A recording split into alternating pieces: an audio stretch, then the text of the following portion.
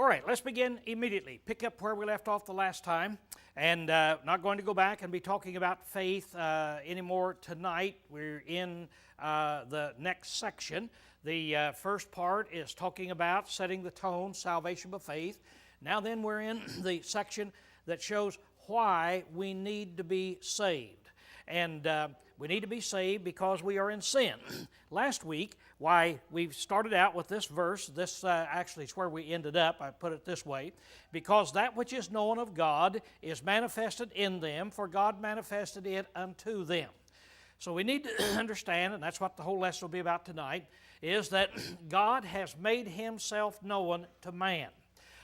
He's done it in a rather unique way, but there never has been a man lived on the face of the earth that didn't have evidence about God. Never will be a man that lives on the face of the earth that doesn't have some evidence about him. Now, here it made this statement, and so last week we just threw this out, that as you go through Old Testament history, a lot of times we get the concept that God only dealt with the Jews. Now, God did call Abraham out of the Ur of the Chaldees, and he separated himself and said, now I'm going to deal with this nation.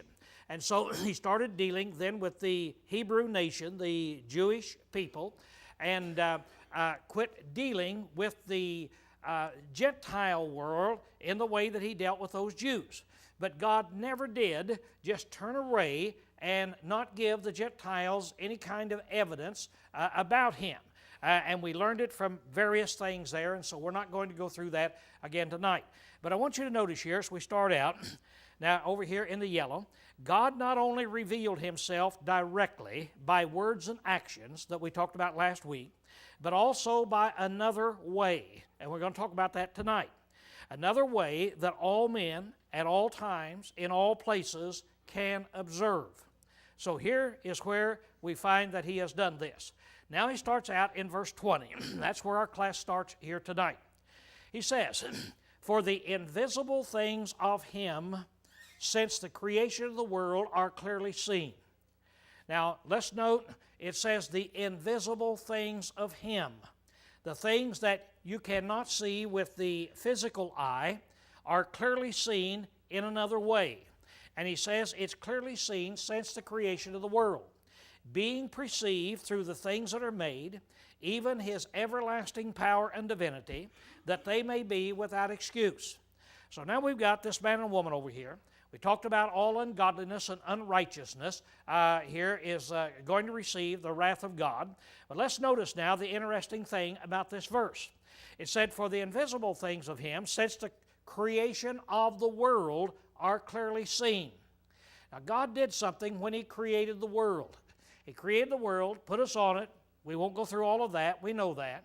But he did it and gave it in such a way that it will forever be a living testimony to the fact there is a God. And so he says you can look at the creation and you can see the invisible things of God. Now then, when you say, well, what are those invisible things? There is what he mentioned. You can see his everlasting power and divinity. Now, everlasting, of course, is eternal. You can see his eternal power, how strong and powerful he is, and you can also see his divinity. Now, the word divinity means the qualities of being a God. If I told you tonight that I'm going to talk about the animal kingdom, and we say we'll be talking about a dog, and so the dog is an animal. Now then, let me tell you what it takes to be an animal. Well, we'd understand that. Now then, next week we're going to study what it takes to be a man. Now we know what it takes to be an animal. Now then, next week we'll study what it takes to be a man. Then we'll study what it takes to be a vegetable. Then we'll study what it takes to be a God.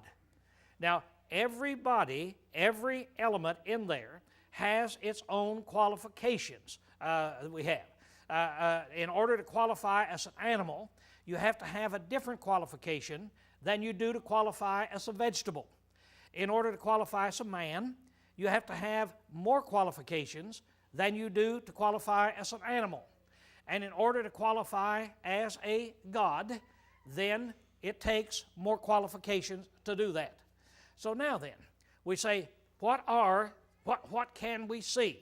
Well, we're going to be able to see the everlasting power, and we're going to be able to see His divinity, that He is a God. Now, this is rather interesting as we start out, because is the mind of man capable of understanding how great God is? And as you look at it, God is eternal. Can the human mind understand eternity? We always, granted our little kids, they all go through the same stage of when they talk about how long God has been here and so forth. And then, well, where did God get His beginning? When did He start? Well, He didn't, and so forth. And they just can't understand that. And so every parent then is asked by his kids, how could God always have been here? Now, for all you smart people, how did you answer that? How did you explain that? Why, you can't explain that and understand it any more than a little kid can understand that. Eternity is far beyond the mind of man. Deity, what it takes to be God, the omni words that you have. Omni means everywhere. Omnipresent, His omniscience or His omni-knowledge, how He knows everything. He's omnipotent, His omni-power, has all power. Human mind can't understand that. But this passage says you can see it.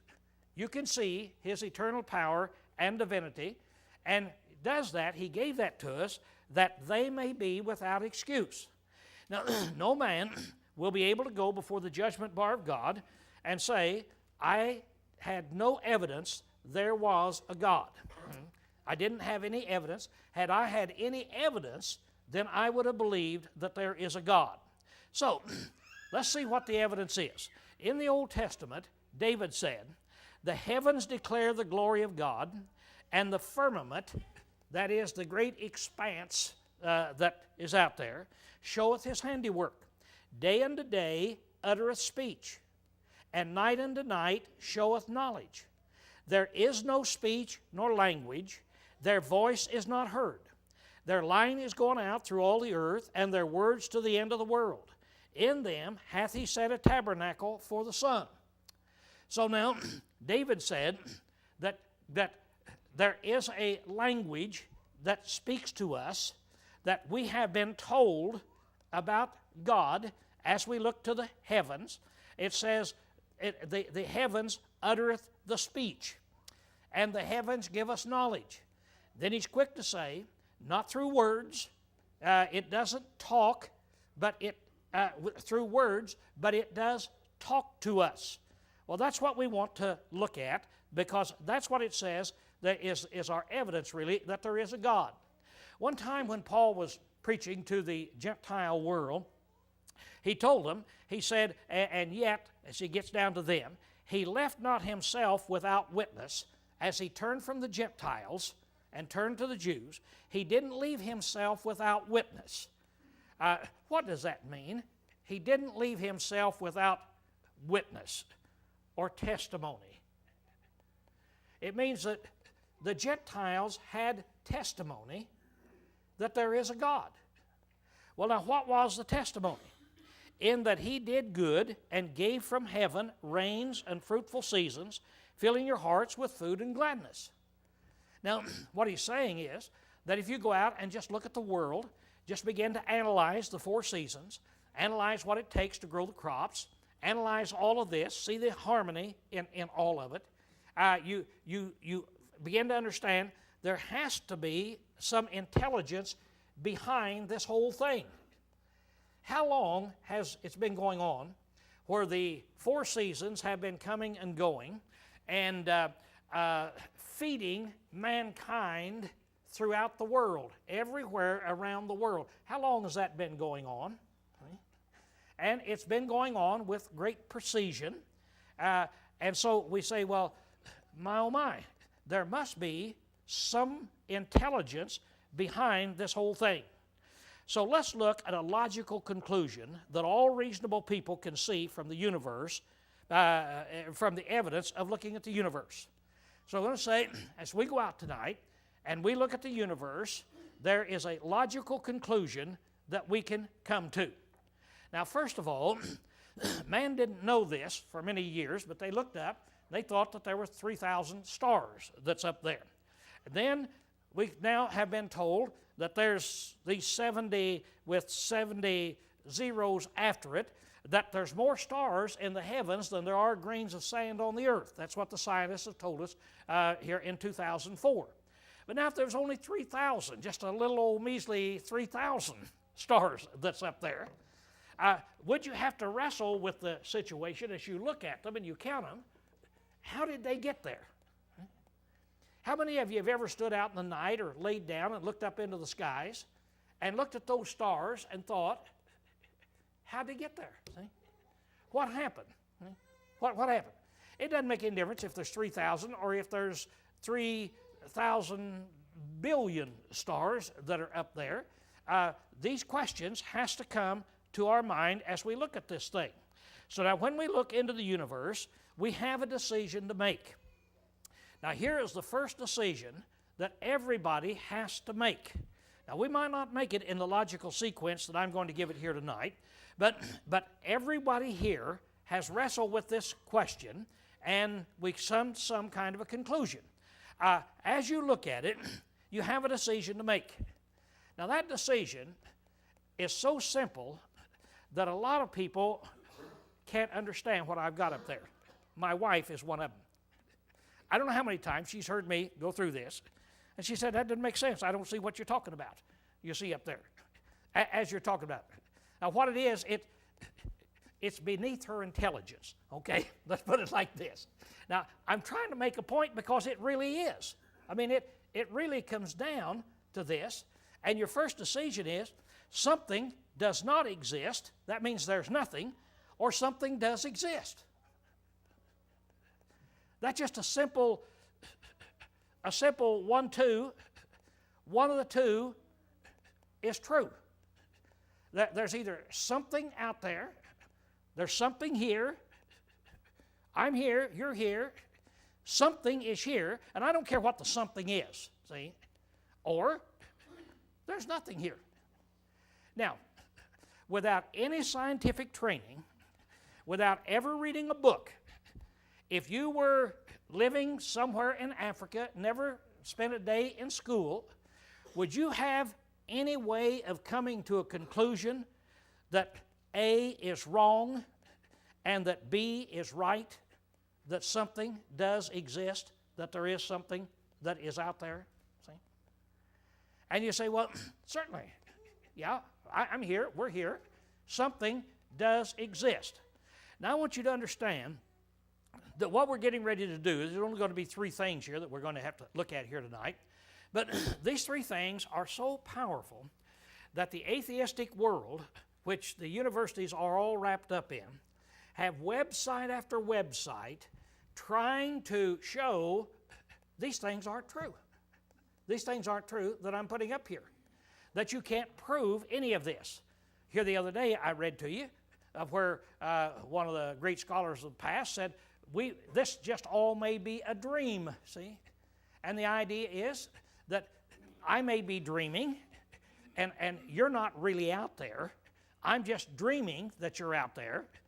And the fact of the case is I may not be here because I just may be dreaming that I'm here, see? And so there might not be any people out there. Now I just bet that some of you people are having the same dream, aren't you? I just bet that you're saying, well, we have the same dream.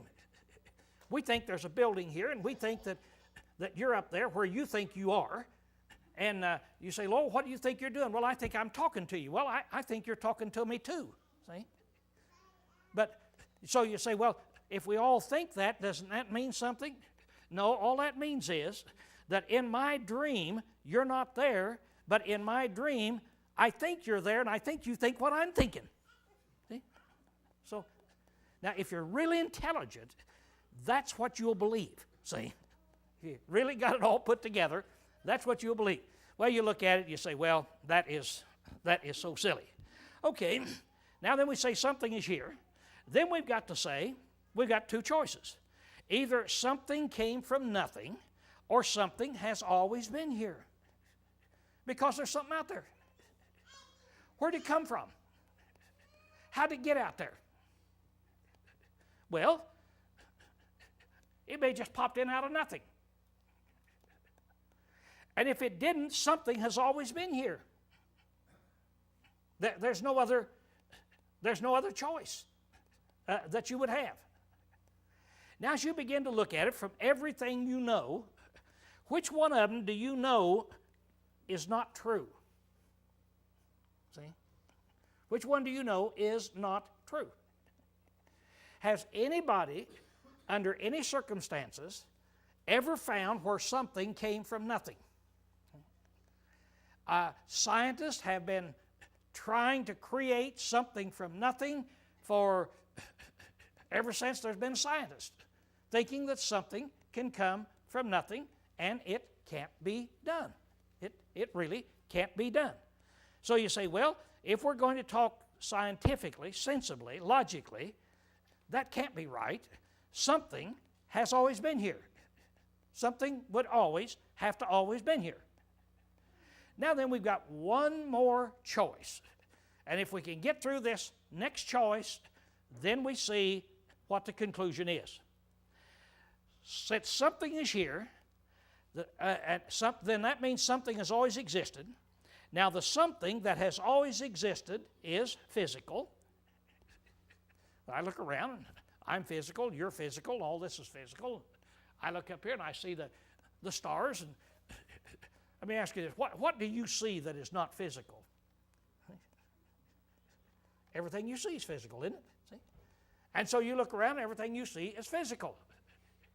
Well, maybe the physical has always been here. It's here.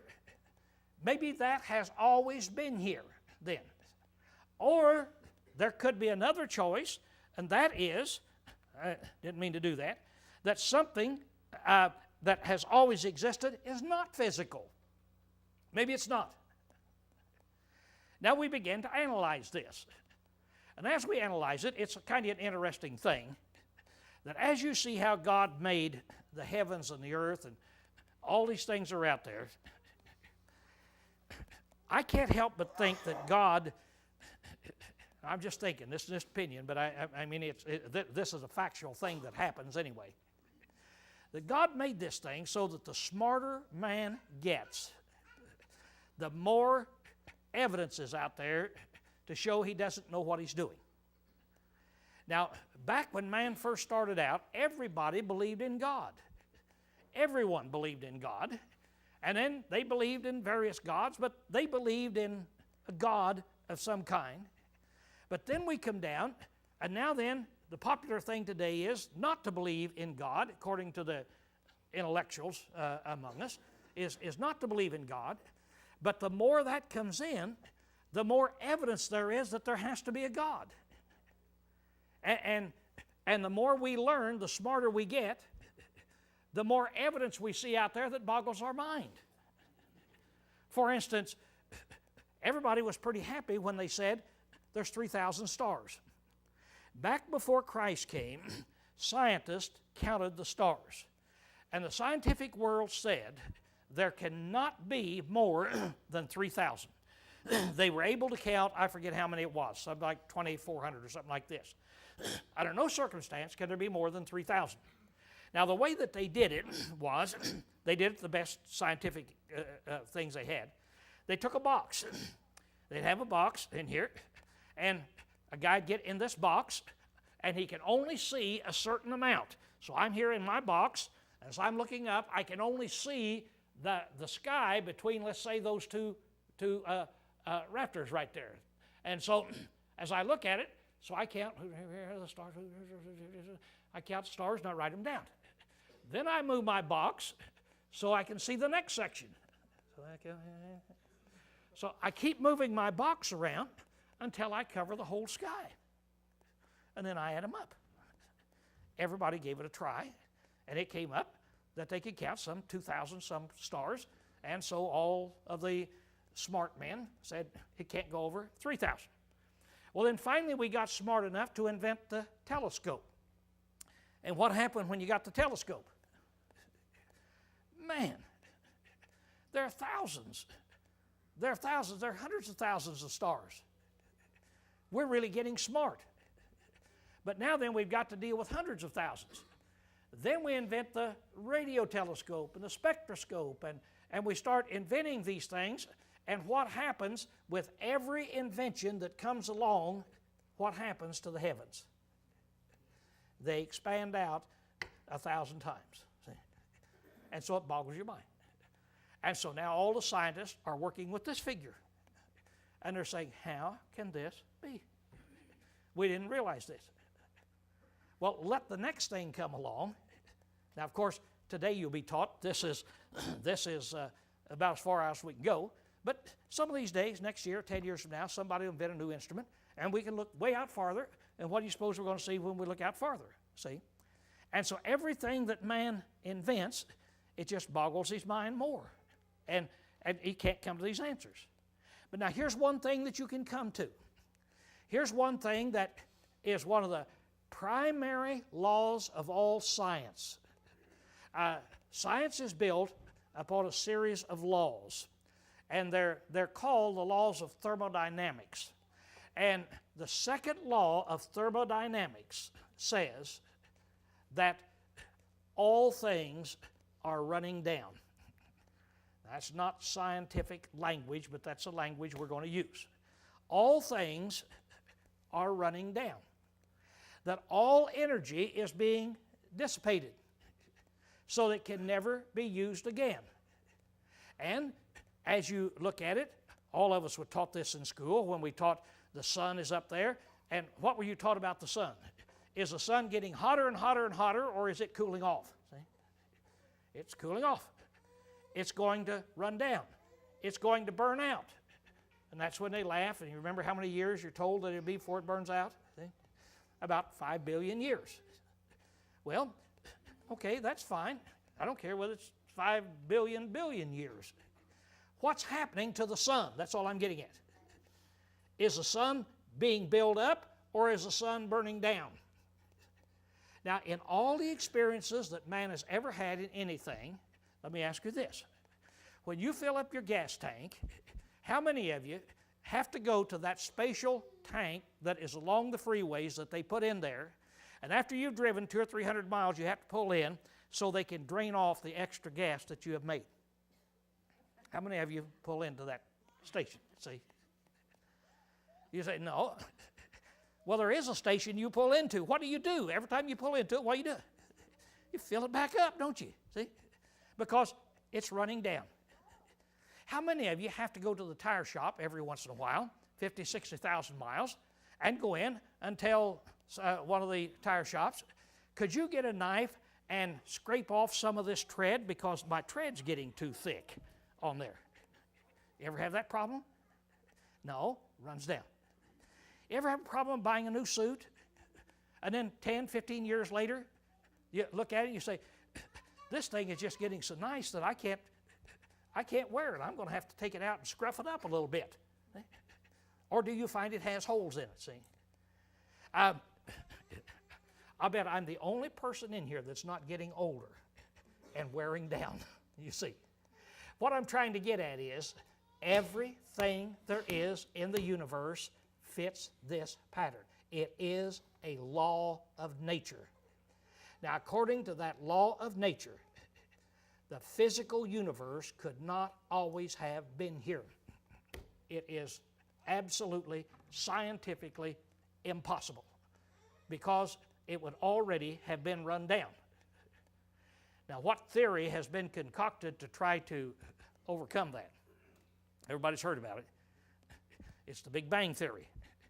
They got that Big Bang Theory that says, well, it expands and it does this and it re-energizes and it blah, blah, blah, blah like this. And then all the evidence that they're getting now, and now then the scientists are saying, you know, the Big Bang Theory doesn't work. It doesn't fit the pattern as they begin to look out there. So what are we going to do?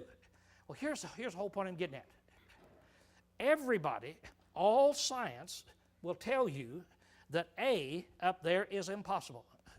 That what we know of science, it can't be that way. So we mark it out. So the something that has always been here, always existed, is not physical. Now here's where you're coming into a point. All we can see is physical. And we know that the physical had to come from something. It couldn't have always been here. And the thing it came from couldn't be physical. It couldn't always been here. So you scratch your head, and where did it come from? What is that thing that has always been here? Well, it's something that's not physical. I've never seen it. Nobody else has ever seen it. But it's not physical. Now, what is our word in the English language for something that actually exists, but it's not physical? It's not in the physical world. What do we call it? Spirit. It's a spiritual world. It's in the spirit form in there. You say, what does spirit look like, Lowell? I don't have the slightest idea. Never seen one. Don't know. I'm just talking about there has to be one. See, that's all I'm talking about. There has to be an eternal spirit that is out there when you look at the world that is made. Now, our word for the spiritual thing that has always been here is what? What do we call it? See? God. See? That's what we call him, is God. So you say, well, by looking at that, you see then that really there has to be a God. Now, not only that, we can see the power and intelligence of God by looking at what he's made. How do you know and look at the power and intelligence of anyone? Dave Willey sitting back there in the back seat. He claims to be a smart dude. How can you tell whether Dave has any intelligence at all? Someone says, not by looking at him. Well, how can you tell whether he has any intelligence at all? How can you tell whether he has any abilities at all? How can you tell whether he has any power, any strength? How you go about it? Well, you do. Go look at his works, don't you? See? You go look at his works. I don't know whether you know it or not, but Dave's been building a garage up there. And he's moving his family in an old garage that's out there while he's remodeling the house. And so I went up here the other day to see his old garage. Helen and I drove up there. We drive up to see this garage that the whole family's going to have to live in all winter long. We drive up and go, wow. I asked Helen, do you ever see anything like this? No. Isn't that something? We walk in that garage. What is Dave, about the size of this church building? Great big garage. Wow, look at this. Woo, wow. Walk one in, other, wow. Walk outside, look at the outside, wow, wow. Now what did I see? I hate to admit it about Dave, but what did I see? See? Whoever built that thing has some knowledge, see, has some strength, has some intelligence, has some power. See? How big a building could Dave build? I don't know. The only thing I know for sure is he can build one that big. See? That's all I know for sure. Well, could he build a bigger one? I don't know. I don't know whether he could build a 2-story, 3-story or not. I don't know. But suppose he took me downtown and said, Lowell, here's what I built last year, and I look and it's a 20-story building. Then what do I know? How strong? What can he do? Well, he can at least make them 20 stories high, you see. Now let's look at God. How strong is God? When God brought something out of nothing, how much did he bring out? All of these stars that are up there, millions of times bigger than the earth in which we're on, more of them in the sky than there are grains of sands on the earth, and God did it all. You think he might be pretty strong? Think he might have a lot of power? Well, how smart is he? I don't know. But I do know this. I do know that he's smart enough that when he made this world that we're on, he put in the seasons and he put all of this in, and everything is running and it's feeding mankind. We're all being taken care of, and the sun and the moon, everything, and it's all intertwined. It's going around each other and intertwining, going through each other, and everything is just working like beautiful clockwork out there in that universe. He's that smart. Boggles your mind. So you look and you can see, and you can never see the total strength and power of God. We can't understand it. But we can come to a conclusion wherever we are, there has to be a God. Right? Has to be a God. So God has revealed himself to us in two ways. One, by talking to mankind, and the other is in the universe in which he is made, that we look out and we can see that we have it then. Now, with all of this then, we can see this, and then Paul comes back and he says, "For the invisible things of him, since the creation of the world are clearly seen, being perceived through the things that are made, even his everlasting power and divinity, that we may be without excuse." And so we look out and we can see this. Now, that's down in verse 20. Let's now look at verse 21. Because that knowing God. Now, starting out with a new thought. And here we're going to see the downward spiral of mankind. What this is going to be about is showing us that mankind, who has the evidence around him there is a God, has gone all the way down to the bottom, the downward spiral. So it says, and knowing God.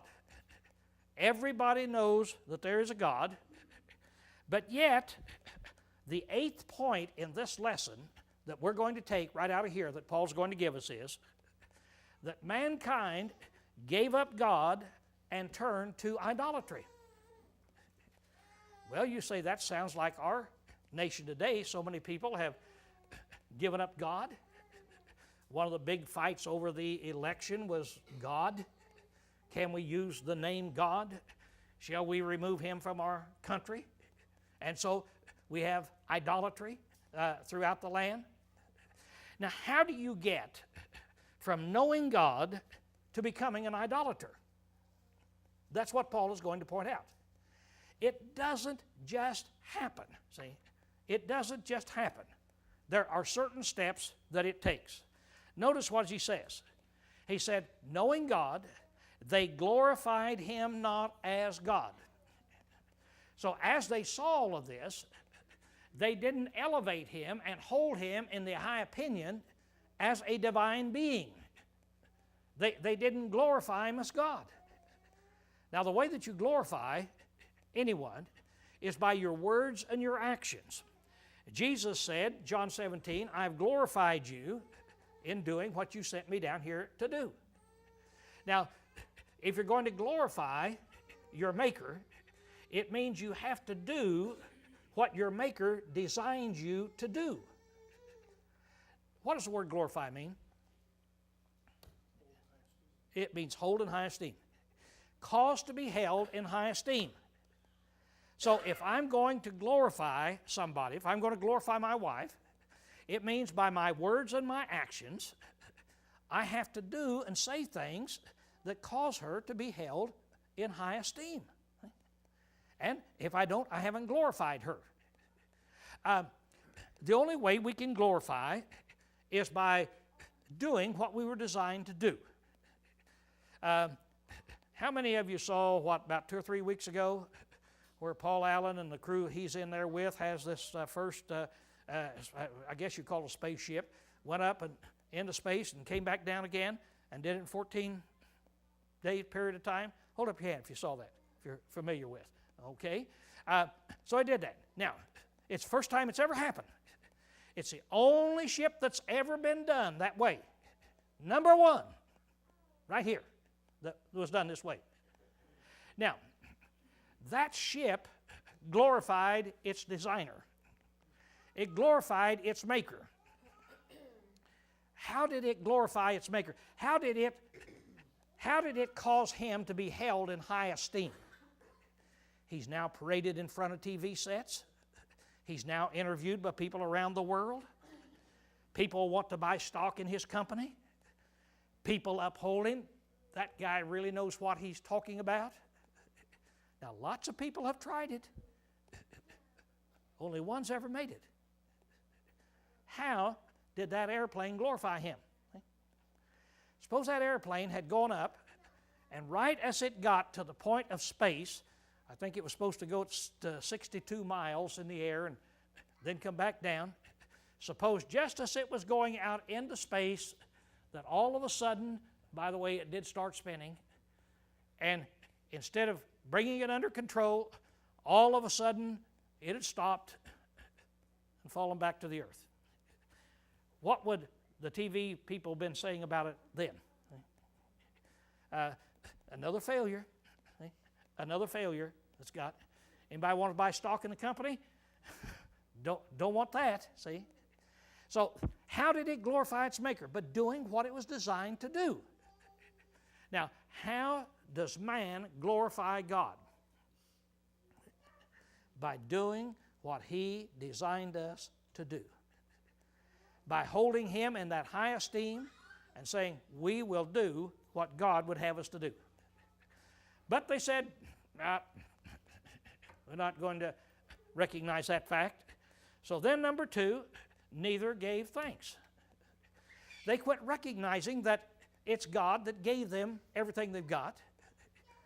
They quit recognizing what Paul said, in him we live and move and have our very being. And they got to thinking, don't we do this by ourselves? Don't we do it for ourselves? You know, it's so easy to fall into. God says that he provides us with our daily bread. But how do you get your paycheck? How do you get your paycheck? You get up, go fight that traffic. You go do that job. It takes skill. Whatever you're doing takes skill. It takes time. It takes energy. You come home real tired. You work real hard to get the paycheck. Who puts the food on your table? Is it you or God? You know who's driving that car. You know it's you, don't you? Isn't it easy to fall into that? See? And instead of saying, you know, yeah, this is what I'm doing. But if it wasn't for what God has done for me, if it wasn't what God had done and provided these jobs and so forth, I would have starved to death a long time ago. And so it's awfully easy to quit giving God thanks. Every generation falls into it. Then the next thing, they became vain in their reasoning. Now, mankind does this. Now, think about it this way. They became vain in their reasoning. What does the word vain mean? Useless, no good, worthless. Their reasoning became worthless. Now, the only way that you can have any reasoning power that is worth anything is by having a beginning point. If you don't have a point to begin with, anything that you do, any way you go, is nothing more than a guess. You always have to have a starting place. Well, what have they done with God, who is the starting place? Without God as being your starting place, anything, any conclusion you come to about your life is just a vain conclusion. It has no meaning whatsoever unless you start at the right place. Suppose you call me tomorrow and you say, Lowell, I want to go to Chicago. Can you tell me how to get there? I say it's very easy. You go out here west, 17 miles, east, 17 miles. You'll come to a freeway, get on the freeway, and turn north. Go about 180 miles, and you're right downtown Chicago. Now, am I right or wrong? I'm right. I just told you the truth. See, I'm right. Now, you try that. What will happen? Every one of you try it tomorrow, and where will every one of you end up? You're going to be lost. Why? Directions are perfect. Straight shot. Straight shot. What? It's a beginning point. I told you how to get there from my hometown. See? Only 2 turns. Right, left. And you're in Chicago. See? Now, the only thing is, if you give it a try, since you don't have the starting point, you didn't know where the starting point was, you're going to be in trouble. And if you don't know where the starting point is, you're never going to be able to end up where you want to go. Now, the starting point is God. And any time that we try to work out life's problems, try to work out things without God, we're going to become vain in our reasoning. Then it says their senseless heart was darkened. Well, when you become vain in your reasoning, your heart, your mind, what kind of mind are you going to have? It's just going to be in the dark. You don't have any way to think. You don't have any process to be able to think when you're in there. And then, professing themselves to be wise. Now, you'll notice this is always an attribute of people who give up God. When people give up God, and they begin to look at themselves as the starting place, them working it out, they always are going to come to the conclusion that they are really wise. You want to find the most egotism in the entire world, go to the campus of the University of Washington. It's all over there. See? That's where you will find it. Now, they profess themselves to be wise. By the way, are all the professors in the University of Washington dummies? How smart are they? If you go over there and you get them together, how smart are they? Let's just take the medical department. How smart is the medical department? Doesn't it boggle your mind what they can do? Doesn't it just boggle your mind about how much they know and what they can accomplish and how brilliant and smart and the capabilities they have? It just boggles your mind. Now, can you have a lot of knowledge without real wisdom? You can have it. You can have it. Lots of people have lots of knowledge, but they don't have any wisdom. Now, you can have a lot of knowledge in the medical field, and you can have a lot of wisdom in the medical field. Is that what we're talking about here in the book of Romans? We're talking about why you need to be saved, aren't we? See, we're talking about life. And unless you start out with God, I don't care if you're a scientist, if you're a neurosurgeon, I don't care who you are, I don't care how smart you are, I don't care what grades you make, you are going to think you're wise, but you are not wise at all. What are you? They became fools. That's what happens when these people try to deal with the facts of life. They become fools. They become fools and start developing theories like evolution, the Big Bang Theory, various theories to try to get around God. And they become fools, and then after you've given it all up, and you're the only thing that's here, you're it, you're on the top of the ladder, man still has that inherent ability and that inherent desire to worship something. You'll either worship your wisdom, your money, your power, or you might make your little idol that's out here. But you're going to worship something, and so they turned to idolatry. Paul is telling us idolatry is not an accidental thing. There are certain steps that you go through in order to get to it. Now, next week, we're going to start out right here. And when people come to this particular point, What is the world like without God? He's going to explain it to us. What is the world like without God? And some very interesting things. Okay, class dismissed.